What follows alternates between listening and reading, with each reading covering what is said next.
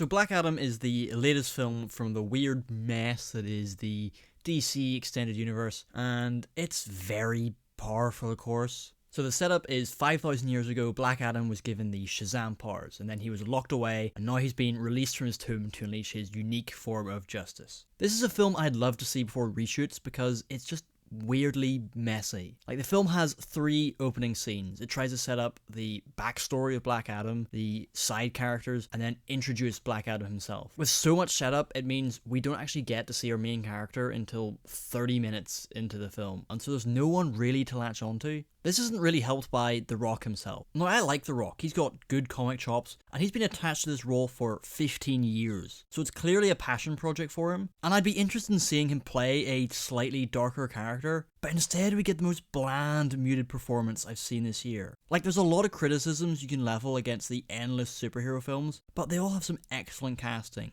They make you care about the main character. Dwayne Johnson plays Black Adam with just cold, detached stoicism. It makes it really hard to care. It tries to shove some backstory in late in the script, but it just feels too little too late. Black Adam is supposed to be an anti-hero, be somewhat morally questionable, and it touches on that a little bit, but it just feels so restrained. We're supposed to be shocked by the fact that this is a hero that kills people, but the film does very little to make death feel impactful or meaningful, so it doesn't really feel that shocking. And then it's all undermined by the attempts at comedy. Like, there's a lot of physical gags in here, and it just doesn't gel. At this point in his career, Dwayne Johnson is more of a brand than an actor, and I can't help but wonder if he won't go too dark for fear of hurting the perfect image he's cultivated.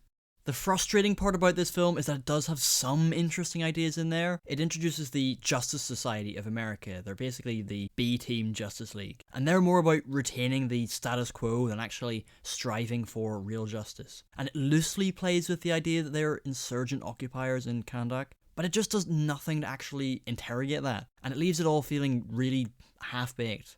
For a lot of this film, Black Adam is sort of befriended by a child who's obsessed with superheroes. And look, it feels mean to criticize child actors, but he's really not good in this film. I never felt the connection between him and Black Adam that I think I was supposed to. The script really doesn't help. It actually has the exact same joke as in Thor Love and Thunder, where they're trying to come up with a catchphrase before you wipe out your enemies, and it didn't work in that film, and it really doesn't work here.